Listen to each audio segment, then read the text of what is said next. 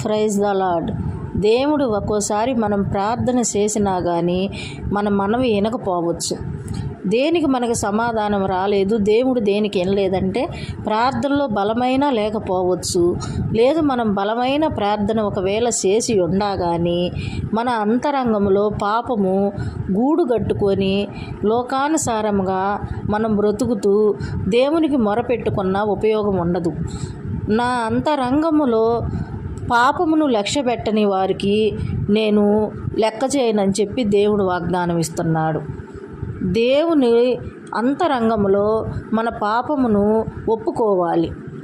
మనము దేవుడు మనకి వచనాల ద్వారా హెచ్చరిస్తుంటే మనం లెక్క చేయక మన ఇష్టానుసారంగా ఉన్నప్పుడు దేవుడు మనకి ప్రార్థన చేసినా సమాధానం ఇయ్యడు.